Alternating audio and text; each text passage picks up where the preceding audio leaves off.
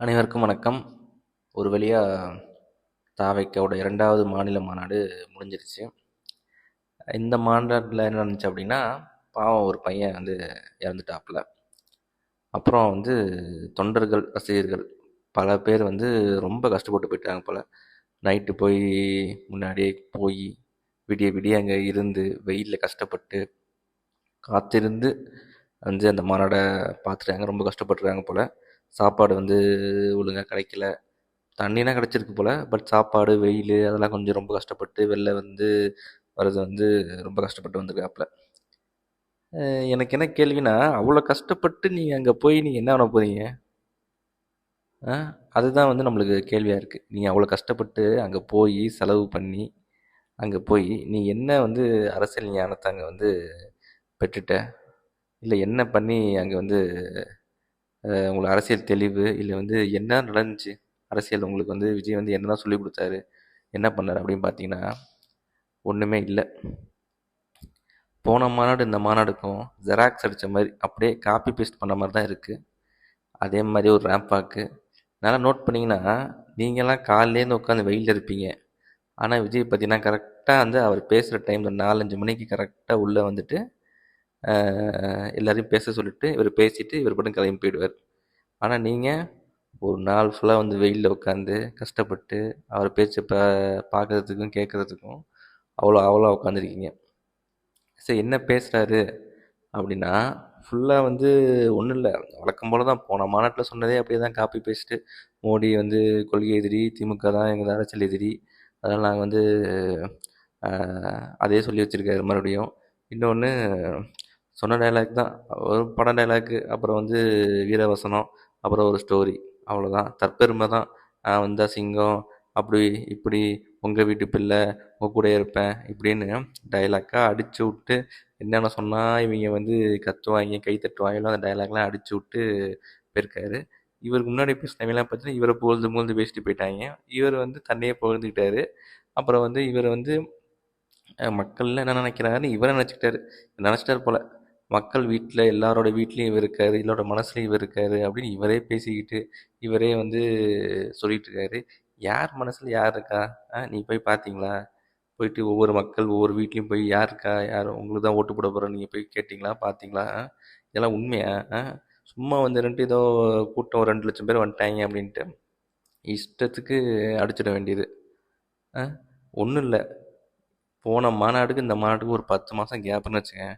10 மாதத்தில் என்ன உருப்படியாக விஜய் பண்ணாப்புல? வெளில வந்தாப்புலையா? இதுக்காவது ஒரு ஆதரவு கொடுத்தாப்புலையா? ஏதாவது ஆக்டிவாக பாலிடிக்ஸில் இருந்தாப்புலையா? ஒன்றும் இல்லை. ஏன் இப்போ இராணுவ படுகொலை நடந்துச்சு, அதுக்கெல்லாம் ஒரு அறிக்கையும் இல்லை, ஒரு நேரில் போய் பார்க்குற அதெல்லாம் எதுவும் இல்லை. ஏன் இல்லை? அப்புறம் என்ன நீங்கள் பெரியார், அம்பேத்கர்லாம் வச்சுக்கிட்டு என்ன பிரயோஜனம்? பெரியார், அம்பேத்கர் வச்சுக்கிட்டு அரசியல் அவங்க எங்களுக்கு ஆசான், முன்னோடின்னு சொல்கிற நீங்கள் என்ன பண்ணியிருக்கணும்? ஒரு கண்டன அறிக்கை இல்லைனா நேரில் போய் பார்த்துருக்கணுமா இல்லையா? ஒன்றுமே இல்லாமல் சைலண்டாக இருக்கிற காரணம் என்ன? அடுத்தது மதுரை மாநாடு. மதுரை மாநாட்டில் அவங்களுக்கு அந்த ஜாதி அவங்க இருக்காங்க இல்லையா, அவங்களோட ஆதரவு வேணும்ன்ட்டு நீங்கள் சைலண்டாக இருந்துட்டீங்க. அதுதான் அது பச்சையாக தெரியுது. பச்சையாக தெரியுது, ஒரு கேவலமான ஒரு அரசியல்னு பச்சையாக தெரியுது. அப்புறம் இதுக்கு முன்னாடி அஜித் கொலைக்கு மட்டும் நீங்கள் முன்னாடி போய் நின்று எவ்வளோ அரசியல் பண்ண முடியுமோ பண்ணுறீங்க. என்ன காரணம்? அது அரசாங்கம் மேலே அப்படி திருப்பி போடலாம், திமுக அட்டாக் பண்ணலாம், நல்ல சான்ஸ்னு. இப்போ ஆணவ கொலையில் நீங்கள் போய் நின்னீங்கன்னா அது திமுக அட்டாக் பண்ண முடியுமா? முடியாது. நீங்கள் போய் நின்று ஆணவ கொலையில் நீங்கள் ஒரு ஸ்டாண்ட் எடுத்தீங்கன்னா ஆப்போசிட்டில் இருக்க ஜாதியோட ஓட்டு உங்களுக்கு கம்மியாகும்ன்ட்டு நீங்கள் அந்த ஸ்டாண்ட் எடுக்காமல் அமைதியாக இருக்கீங்க. பச்சை கேட்டால் சமூக நீதி, சமத்துவம், பெரியார், அம்பேத்கர்னு வாயில் வந்ததெல்லாம் அடித்து விட்டுட்டு போக வேண்டியது. இந்த 10 மாதத்தில் நீ சொன்ன சிங்க கதை மாதிரி தான், எப்பயாவது வெளில வர வேண்டியது, அப்புறம் ஏதாவது ஒன்று பண்ண வேண்டியது. அதுலேயும் சுற்றி இருக்கவங்க ஒருத்தவனுக்கு பேச தெரில, அவங்களுக்கு எழுதி கொடுத்து நீங்கள் பேசிகிட்டு இருக்கீங்க. அதுலேயும் என்னென்னா தற்பெருமை, இதுதான், நான் அப்படி பண்ணேன் இப்படி பண்ணேன், இப்படி வந்துடும் 2026 நாங்களும் டிஎம்கே தான் அப்படின்னு இஷ்டத்துக்கு அடிச்சு விட்டுக்கிட்டு பேசிகிட்டு இருக்க வேண்டியது. இப்போது ஒரு கலை அரசியலில் இந்நேரம் நீங்கள் வந்திருக்கீங்க அப்படின்னா இன்னொரு களத்தில் இறங்கி எவ்வளோ மக்களை போய் சந்திச்சிருக்கலாம், எவ்வளோ பிரச்சனையில் போய் நின்று நம்ம கை கொடுத்துருக்கலாம். இப்போது கடைசியில் ஒரு இது இருந்துச்சு, தூய்மை பணியாளர் போராட்டம் இருக்குது, அந்த போராட்டத்தெல்லாம் கையில் எடுத்துருக்கலாம். நீங்கள் போய் நின்று முன்னிலையில் நின்று அந்த போராட்டத்தை வழியில் நடத்திருக்கலாம். அதெல்லாம் ஒன்றும் பண்ணாமல் அவங்கள கூப்பிட்டு வீட்டில் உட்காந்து பேச வேண்டியது. கேட்டால் நீங்கள் போகிறதா தான் இருந்துச்சு, அவங்க தான் உங்களை வேணாம் நான் கூட்ட நெரிசல் ஆகிடும், பிரச்சனை ஆகிடும்னு சொல்லிட்டு. இதெல்லாம் ஒரு சாக்கா? நாளைக்கு நீ எங்கேயுமே போக மாட்டீங்களா? நாளைக்கு எங்கேயுமே போக மாட்டீங்க, எங்கே பிரச்சனைனாலும் உங்களை வந்து பணியூரில் தான் வந்து பார்க்கணுமா? இது ஒரு கேவலமான ஒரு அரசியல். எல்லாரையும் கூப்பிட்டு கூப்பிட்டு பணியூரில் பார்க்குறது, பணியூரில் செய்கிறதுன்னு. அப்புறம் மாநாடு நடந்தால் வெளில வருவேன், அப்புறம் மேஜரான ஒரு இஷ்யூக்கு மட்டும் தான் நான் அதாவது கண்டன அறிக்கை விடுவேன், அப்புறம் மேஜரான இஷ்யூக்கு மட்டும் தான் நான் வெளில வந்து பார்ப்பேன் அப்படிங்கிறது. அப்புறம் வந்து எதுக்குமே வராமல் பாதி நேரம் என்ன பண்ணுறாருன்னு தெரிய மாட்டேங்குது. போன மாநாடுக்கும் இந்த மாநாடுக்கும் ஒரு வித்தியாசமும் இல்லை, அப்படியே தான் இருக்குது. போன மாநாட்டில் இருந்ததை காப்பி அடித்து பேஸ்ட் பண்ணின்னு முடிஞ்சிச்சு வேலை. இந்த மாநாடையும் அந்த போன மாநாடையும் வீடியோவையும் யாருக்காவது மாற்றி மாற்றி போட்டு காமிச்சு இது எந்த மாநாடு நடந்துச்சுன்னு யார்கிட்ட கேட்க சொன்னால் கண்டிப்பாக எவனாலையும் சொல்ல முடியாது. ஏன்னா ஒரே மாதிரி பேட்டர்ன், ஒரே மாதிரி ஸ்பீச்சு, ஒரே மாதிரி இது எல்லாமே.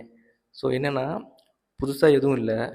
இன்னொன்று, இந்த ரசிகர்களுக்கெல்லாம் நீங்கள் என்ன அரசியல் சொல்லித்தரீங்கிறத தாண்டி நீங்கள் என்ன சொல்லித்தரீங்க அப்படின்னா, மறுபடியும் அந்த ஹீரோயிசம் தான் சொல்லித்தரீங்க. நான் வந்து அப்படி இப்படி இப்படி இவங்களாம் சேர்ந்து உங்களை புகழ்கிறது, நீங்கள் வந்து உங்களையே புகழ்ந்துக்கிறது மாதிரி உங்களுக்கு வந்து ஹீரோயிசம் தான். ஃபுல்லாக வந்தோன்னே பேச்சுலேயும் ஹீரோயிசம், எல்லாத்துலேயும் ஹீரோயிசம், டைலாக் போடுறது, ஒரு கதை சொல்கிறது அப்படின்னு ஃபுல்லாக ஹீரோயிசமாக பண்ணிட்டு போகிறது. ஒன்று விளம்பரம், இன்னொன்று ஹீரோயிசம். இதுதான். ஒரு அரசியல் படுத்தணும் அப்படிங்கிற ஒரு எண்ணமும் கிடையாது. அரசியல் ரீதியான எந்த ஒரு பேச்சும் இல்லை. ஒன்று திட்ட வேண்டியது, இன்னும் இது பண்ண வேண்டியது. இவர் என்ன சொல்கிறாரு, திமுக செஞ்ச ஊழலுங்கிறாரு. திமுக செஞ்ச அநியாயன்ட்டு டாஸ்மாக் வந்து 1000 கோடி ஊழல் பண்ணிக்கிறதா சொல்கிறாங்களாம்மா. 1000 கோடி ஊழல் பண்ணிக்கிறேன்னு ப்ரூவ் பண்ணாங்களா? ப்ரூவ் பண்ண தானே பேசணும்.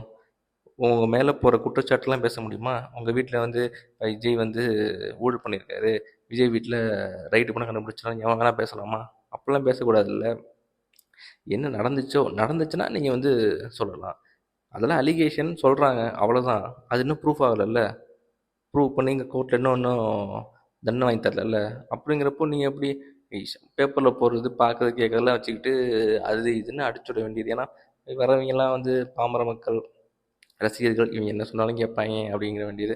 அப்புறம் சும்மா அடிச்சுட வேண்டியது, பெண்களுக்கு பாதுகாப்பு இல்லை, அதில் பாதுகாப்பு இல்லை, அப்புறம் வந்து பெரியவர்கள் இவங்களாம் வந்து கஷ்டப்படுறாங்க. இவங்க அரசு வந்து எல்லாருக்குமான அரசாக இருக்கும். எல்லா அரசும் எல்லாருக்குமான அரசு தான். இப்போ என்ன மற்ற அரசுனா என்ன, இவங்க செய்ய மாட்டேன் அவனை செய்ய மாட்டேன்னு சொல்லக்கூடாது? இதெல்லாம் வந்து எல்லாரும் சொல்கிறது தான்.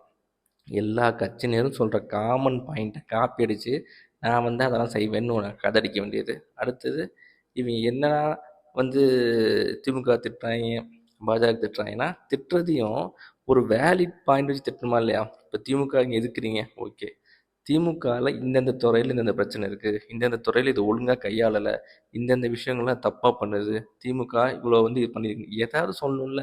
19 ரூபா வந்து பெண்களுக்கு பாதுகாப்பு இல்லை, அப்புறம் வந்து சட்ட ஒழுங்கு சரியில்லை, அது வந்து ஊழல் உள்ள ஆட்சி இப்படின்னு. இதெல்லாம் என்ன? எவன் வேணாலும் சொல்லுவான், போகிறவன் வரவங்க சொல்லிட்டு தான் இருப்பான். நீ வந்து சொல்லிக்கிட்டு இருக்க? ஏதாவது இது உருப்படியாக இருக்கா? அந்த ஸ்பீச்சில் என்ன இருக்குது? ஆடியோ லான்ச்சில் என்ன பேசுவாரோ அதை அப்படியே இங்கே மாநாட்டில் பேசிக்கார், அவ்வளோதான். ஃபுல்லாக ஹீரோயிசம் டாக்கு, அவ்வளோதான். இதை நீங்கள் வீட்டிலே உட்காந்து பார்க்கலாம். தயவு செஞ்சு மாநாட்டில் போயிட்டு வண்டி எடுத்து செலவு பண்ணி போய் வெயிலில் உட்காந்து சாப்பாடு கிடைக்காம இருந்து கஷ்டப்பட்டு இந்த ஹீரோயிசம் டாக்கை பார்த்துட்டு வரதுக்கு ஆடியோ லான்ச் மாதிரி வீட்டிலே உட்காந்து அந்த ஹீரோயிசம் டாக்கை பார்த்துக்கலாம். ஒரு 5 நிமிஷம் 10 நிமிஷம் தான், ஓகேவா? பார்த்து இருந்துக்கலாம். அங்கே போய் நேரில் உட்காந்து உங்களுக்கு ஒரு 5 பைசா பிரயோஜனம், உங்கள் செலவு தான், காசு தான் செலவாகுது, ஓகேவா? இது பக்காவாக என்னென்னா அரசியல் பண்ணணுன்ட்டே இறங்கிக்கிற விஜய். நல்லது பண்ணலாம் இறங்கலை, நல்லது பண்ணணும்னு இறங்கிட்டாருன்னா இதுக்கு முன்னாடி நல்லது பண்ணியிருப்பார் நிறையா. வந்ததுக்கப்புறமும் உணர்ச்சி பொங்க நல்லது பண்ண நினச்சிருப்பார், மக்கள்கிட்ட போய் நின்றுருப்பார், பேசியிருப்பார், இந்த ஆணவ படுகொலை குரல் கொடுத்துருப்பார். உண்மையிலே வந்து ஒரு அரசியல்வாதி, ஒரு உண்மையிலேயே ஒரு மனசு இருக்குது, உண்மையிலே நல்ல மனசு இருக்குது, சமூக நீதி கொள்கைலாம் உள்வாங்கியிருக்காரு அப்படின்னா இன்னொரு ஆணவ கொலைக்கு போய் நின்றுக்கணுமா இல்லையா? நிற்கலை. என்ன காரணம்? அரசியல். நம்மளுக்கு வந்து சிஎம் ஆகணும், ஆட்சியை பிடிக்கணும், அதுக்கு ஓட் பேங்க் வேணும், அதுக்கு இந்த ஜாதியை கையில் வச்சுக்கணும், இருக்கக்கூடாது. இதெல்லாம் பக்கா பிளானிங்கு, பக்கா ஸ்கெட்சு. கூட இருக்காங்க பார்த்தீங்களா, அதை வச்சுனா எல்லாம் சேர்ந்துக்கிட்டு உசியானது எல்லாம் சேர்ந்து ஒரு பக்கா ஸ்கெட்ச் போட்டு கொடுத்துக்கிட்டு இருக்காங்க. அதை எப்படி ஃபாலோ பண்ணிக்கிட்டு இருக்காரு. எல்லாம் வெளிலேருந்து பார்த்தா அப்பட்டமாக தெரியுது. அதனால் வந்து நான் நம்பிக்கிட்டு இருக்காதீங்க, அவ்வளோதான். போயிட்டு என்ன இந்த அரசியல் 2026 சோலி முடிச்சுட்டு அனுப்புவாங்க தேவை கேட்க, அவ்வளோதான். சும்மா இந்த படம் வரதுக்கு முன்னாடி நம்மளுக்கு அந்த டீசர் ட்ரெய்லர் போட்டதுக்கப்புறம் இவங்க உட்காந்து இந்த டேரக்டர் ஹீரோலாம் சேர்ந்துட்டு பில்டப் கொடுப்பாங்க பார்த்தீங்களா, படத்தில் அது இருக்குது இது இருக்குது அப்படி பண்ணுவோம் இப்படி பண்ணுவோம், படம் அப்படி இருக்கும் 1000 கோடி அடிக்கும் அது இதுன்னு சொல்லிட்டு படம் ரிலீஸ் ஆனதுக்கப்புறம் முரட்டு முக்கால் வாங்கி பார்த்தீங்களா, அதே மாதிரி தான் நடக்க போகுது. இவங்க கொடுக்குற பில்டப்லாம் ப்ரீ ரிலீஸ் ஈவெண்ட் மாதிரி படத்துக்கு 2026 படம் ரிலீஸ் ஆகும். ரிலீஸ் ஆனதுக்கப்புறம் பாருங்கள் தாவைக்க முரட்டு கிளி கிழிக்க போகிறாங்க. அதான் உண்மை.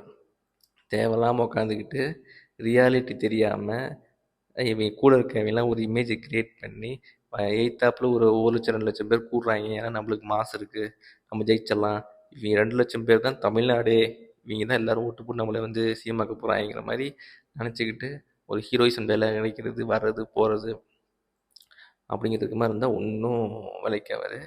இன்னொன்று விஜயை பார்த்தா ஒரு என்ன சொல்கிறது, நல்லா சொகுசாக இருக்கிற ஆள்மா தான் எனக்கு தெரியுது. ஒன்றும் வந்து களத்தில் இறங்கி அந்த மக்களுக்காக நிற்பார் போவார் வருவார் அப்படிங்கிற மாதிரி தெரில. பார்த்தீங்கன்னா அப்படி தான் சொகுசாக வராரு, அவர் பேசுகிறாரு, சொகுசாக கிளம்பிடுறாரு, அவ்வளோதான். நிறைய இடத்துக்கு வர்றது கிடையாது. எங்கே முக்கியமான இடத்துக்கு மட்டும் தான் வராரு. அங்கே வந்து அறிக்கை விட்றாரு, இல்லாட்டி பேசுகிறாரு, போயிடுறாரு, அவ்வளோ. இது மாதிரி ஒரு அரசியல்வாதியை வந்து இது மாதிரி பார்த்துருக்கவே முடியாது. அது மாதிரி தான் இருக்கார் இவர். அதாவது மிகப்பெரிய அரசியல்வாதிகள் இது மாதிரி பண்ணுவாங்க. இந்த ஜெயலலிதா அவங்கலாம் வந்து கடைசி காலகட்டத்தில் இப்படி தான் இருந்தாங்க. ஆனால் இவர் ஆரம்ப கட்டத்தில் இப்படி இருக்காரு. அதுதான் இங்கே வந்து கொடுமை. இது என்னென்னா பத்திரிகையாளர் சந்திப்பே இதுவரைக்கும் நடத்தலை. கிட்டத்தட்ட 2 வருஷம் ஆகுது. இது வரைக்கும் பத்திரிகையாளர் சந்திப்பு நடத்தவே இல்லை. என்ன காரணம் கொஞ்சம் யோசிச்சு பாருங்கள். பத்திரிகையாளர் கேட்குற கேள்விக்கு ஒரு பதில் சொல்லவே முடியாது. ஓகேவா? தொண்டர்களில் யாரையுமே கூட வச்சுக்காம கட்சி ஆரம்பித்தோன்னே ஆதவர்ஜனா இப்போ வந்து அந்த இவருக்கு ஐஆர்எஸ் ஆஃபீஸரு இது மாதிரி திடீர்னு வெளியிலேருந்து இவர் சப்போர்ட் வாங்கி அவங்களெலாம் புதுச்செயலாளர் மாதிரி மேலே உட்கார வச்சு அவங்க எவனுக்கும் பேசவும் தெரில, அது வேறு விஷயம். இன்னொன்று இவர் வந்து பண்ணுறது பார்த்தீங்களா, ஒரு ஆதவர்ஜனானா ஃபுல்லாக ஒரு மணிக்கு ஒரு பேக்கப்பு, அப்புறம் வந்து ஆர்எஸ்எஸ்லேருந்து ஒருத்தர், இது மாதிரி எல்லா பேக்கப்பையும் இவர் வந்து புஷி ஆனது. இவங்கெல்லாம் வந்து பேக்கப், இவங்க பார்த்தாலே தெரியுது இவங்கெல்லாம் வந்து மக்கள் சேவை செய்கிறதுக்காண்டி வரல. என்னென்னா அரசியல் இன்னொரு பிஸ்னஸ் உங்களுக்கு, அவ்வளோதான். இறங்கி அரசியல் பண்ணுவோம், சிஎம் ஆகணும், அப்புறம் இவங்கெல்லாம் வந்து அமைச்சர்கள் அப்படி இப்படின்ட்டு பண்ணலாங்கிறது தான் மாஸ்டர் பிளான், அவ்வளோதான். எல்லாமே அரசியல் நகர்வுகள் தான், மக்களுக்காண்டி இல்லை. மக்களுக்காண்டி இருக்கிற இயக்கம், மக்களுக்காண்டி இருக்கிற அரசியல் வந்து அது வேறு மாதிரி இருக்கும். பார்த்தாலே தெரியும். மக்கள் கூட இருப்பாங்க, மக்களுக்காண்டி போராடுவாங்க, மக்களை பற்றி பேசிப்பாங்க, சிந்திப்பாங்க. அதிகமான நேரம் வந்து ப்ரெஸ் மீட்டில் இன்டர்வியூ கொடுப்பாங்க. ப்ரெஸ் மீட் ஒரு கொடுக்க சொல்லுங்கள். உண்மையாக சொல்கிறேன், விஜயை ஒரு ப்ரெஸ் மீட் கொடுக்க சொல்லுங்கள். ப்ரெஸ் மீட்டில் கேட்குற கேள்விக்கு விஜயால் பதிலே சொல்ல முடியாது. அதனால தான் அவரே வர மாட்டேங்கிறாரு. ஒன்றும் இல்லை, அவர் பனையூருக்கு வீட்டுக்கு கூப்பிட்டு பத்திரிகையாளர்களை கூப்பிட்டு ரூமில் உட்கார வச்சு நீங்கள் என்ன கேள்வி கேட்கணும்னு நினைக்கிறேன்னு கேளுங்கப்பா, நான் பதில் சொல்கிறேன் அப்படின்னு பண்ண சொல்லுங்களேன். அதை பண்ண முடியாது. விஜய் வெளில வந்து தானே கூப்பிட்டோன்னு சொல்கிறீங்க. பனையூருக்கு கூப்பிட்டு உட்கார வச்சு கேள்வி கேட்க வைங்க பத்திரிக்கையாளரை, அவங்க கேட்க போகிறாங்க, அதில் அதை வீடியோ எடுங்க. ஆனால் இதை பண்ணுறதுக்கு விஜய்க்கு தைரியமே இருக்காது. ஏன்னா அவங்க கேட்குற கேள்விக்கு பதில் விஜயால் கொடுக்க முடியாது. ஏன்னா விஜய்க்கு அரசியல் தெரியாது. ஒன்று, விஜய்க்கு கொள்கையும் தெரியாது, கொள்கையோட என்ன ஆழமான விஷயங்களும் தெரியாது, ரியாலிட்டி என்னன்னு தெரியாது, எதுவுமே தெரியாது. எங்கே நம்ம பேசி ஏதாவது உலையிடுவோமோ, கண்டென்ட் எடுத்துருவானுங்களோ, நம்மளை பற்றி வெளில வந்துடுச்சுன்னா அசிங்கமாக போயிடும், ட்ரோல் மெட்டீரியல் ஆகிடுவோம் தெரிஞ்சு தான் எந்த பத்திரிகையாளர் சந்திப்பும் நடத்துறதில்ல. இப்போ மட்டும் இல்லை, ஃப்யூச்சர்லேயும் அவர் நடத்தவே மாட்டார். ஏன்னா அவருக்கு அரசியல் தெரியாது. இது மாதிரி ஒரு அரசியல்வாதி நீங்கள் பார்த்துருக்கீங்களா? பார்த்துருக்கவே மாட்டீங்க. பத்திரிகையாளரை பார்க்க மாட்டார், சொகுசாக வருவார் போவார், தேவையானதுக்கு மட்டும்தான் அறிக்கை, தேவையில்லாததுக்குலாம் அறிக்கை விட மாட்டார். அப்புறம் அங்கங்கே ஒரு மேடை பேச்சு, அவ்வளோதான், நீட்டாக போயிட்டே இருப்பார். தமிழ்நாட்டு மக்கள் என்ன பண்ணணும், 26 விஜய் சிஎம்மாக உட்கார வச்சிடணும். இப்போயே இவர் இப்படி இருக்கார் அப்படின்னா இவர் சிஎம் ஆனால் என்ன நடக்கும்? இவர் சிஎம் ஆனால் கூட இருக்க புஷி ஆனந்த், ஆதவர்ஜனா, இவங்க இந்த ஆர்எஸ்எஸ்லேருந்து ஒருத்தவங்க அதில் அவர், அப்புறம் வந்து ரசிகர்கள்லாம் என்ன ஆட்டம் போடுவாங்க. நினச்சி பாருங்கள் என்ன நடக்கும்ன்ட்டு. அது இல்லாமல் இதெல்லாம் கற்பனையான ஒரு விஷயம். அதாவது ரியாலிட்டி தெரியாமல் ஒரு பிம்பத்தை கட்டமைச்சிக்கிட்டு சோஷியல் மீடியாவில் இருக்கிற மாதிரி இந்த ரீல்ஸு வீடியோஸ்லாம் போட்டுக்கிட்டு சுற்றிக்கிட்டு இருக்காங்க. பார்ப்போம், 2026 வந்தால் தான் இவங்களோட ரியாலிட்டி என்னன்னு தெரியும். வந்ததுக்கப்புறம் களமே மாறும், அரசியலே மாறும். விஜய் இருப்பாரா, இல்லை மறுபடியும் படத்துக்கு நடிக்க போவாரா, இதுலேருந்து கண்டினியூ ஆகிறான். இன்னும் பல திருப்பம் இருக்குது. பார்ப்போம். இன்னொரு 6, 7 மாதம் கண்டிப்பாக சூடு பிடிக்க போகுது அரசியல். அதில் வந்து விஜயோட நகர்வுகள் வந்து கண்டிப்பாக இது மாதிரி மொக்கையாக தான் இருக்கும், காமெடியாக தான் இருக்கும். எல்லாரும் ட்ரோல் பண்ண தான் போகிறாங்க. அதான் நடக்க போகுது. ஏன்னா கூட இருக்க ஆள் ஏன்னா வந்து முரட்டு கண்டென்ட்டு ட்ரோல் பீஸுங்களை வந்து அள்ளி தெளிச்சிக்கிட்டு இருக்காங்க. அதை நம்பிட்டு விஜயும் அந்த வழியில் போகிறதுனால விஜயும் தாக்கப்படுவார். விஜயும் ட்ரோல் கண்டென்ட் ஆக்கப்படுவார். இவ்வளோ பேசுகிற விஜய் நல்லா யோசிச்சு பாருங்க. படம் ரிலீஸ் இதுக்கு முன்னாடி படம் அப்படி இப்படின்னு சொல்லி வாய் விட்டவங்க நிலமையெல்லாம் படம் ரிலீஸ் ஆனதுக்கப்புறம் அதோ கதி தாங்கிற மாதிரி எல்லாம் கழுவி ஊற்றி ட்ரோல் பண்ணிட்டு இருப்பாங்கல்ல. இப்போ விஜய் பேசின வசனங்கள் கூட இருக்காங்கலாம் பேசினாங்களே வசனங்கள்லாம், அதாவது 2026 டிவிகேவும் டிஎம்கேவும்ன்ட்டு. இப்போ பாரு 2026 ரிசல்ட் வந்ததுக்கப்புறம் இந்த ஸ்பீச் எல்லாம் எடுத்து போட்டு வச்சு செய்ய போகிறேன். அதான் நடக்க போகுது. ஒழுங்காக களத்துக்கு போய் மக்களோட நின்று மக்களோட அரசியல் பண்ணி அவங்க உன்னை ஏற்றுக்கிட்டாங்க, அவனை சிஎம் ஆக்குறான்னு சந்தோஷமாக சிஎம் இருந்துக்கோ. யார் பார்க்குறான்னா அவங்க ஆக்குனா நீ சிஎம் ஆயிக்க. அதுக்கு முன்னாடி நான் தான் சிஎம், நான் தான் சிஎம், நான் தான் சிஎம், நான் தான் சிஎம் எதுக்கு கொக்கரிச்சிட்டு இருக்காங்க? எல்லா செயலும் அடிக்க ஆரம்பிச்சிட்டாங்க விஜய. அவ்வளோதான். இனி வந்து கஷ்டம்தான். எப்படி தேத்தி கொண்டு வர போகிறாங்கன்னு தெரில. இப்போ வந்து அந்த பதுங்கு குழி, அதாவது சிங்கம் வந்து குகைக்குள்ளே போயிடுச்சு. மறுபடியும் அந்த சிங்கம் எப்போ வரும்னு யாருக்கும் தெரியாது. அவ்வளோதான். அது வந்து இது மாதிரி ஒரு பெரிய ஈவெண்ட் பண்ணால் தான் அது வந்து அதோட தரிசனத்தை காமிச்சிட்டு மறுபடியும் அந்த சிங்கம் குகைக்குள்ளே போயிடும். ஸோ வந்து எல்லா விஜய் ரசிகர்களுக்கும் தொண்டர்களுக்கும் அடுத்த சிங்கம் வரும் வரை காத்துட்டு இருக்க வேண்டியதான். வேறு எந்த பிரச்சனைக்கும் குரல் வராது. நேர்லையும் வர மாட்டார், எதுக்கு வர மாட்டார். இது மாதிரி ஒரு 10 மாதத்துக்கு ஒரு தடவை மாநாடை போட்டு மாஸ் காமிச்சிட்டு அது மறுபடியும் கோகலை போய் இருந்துக்க வேண்டியதான். இது மாதிரி அரசியல் செஞ்சுட்டு இருக்கிற விஜய்க்கு மக்கள் எல்லாரும் ஓட்டு போடுவாங்க அப்படின்ட்டு நம்பிட்டு இருக்க அவருக்கு 2026 மிகப்பெரிய பாடமாக அமைய உள்ளது. நன்றி, வணக்கம்.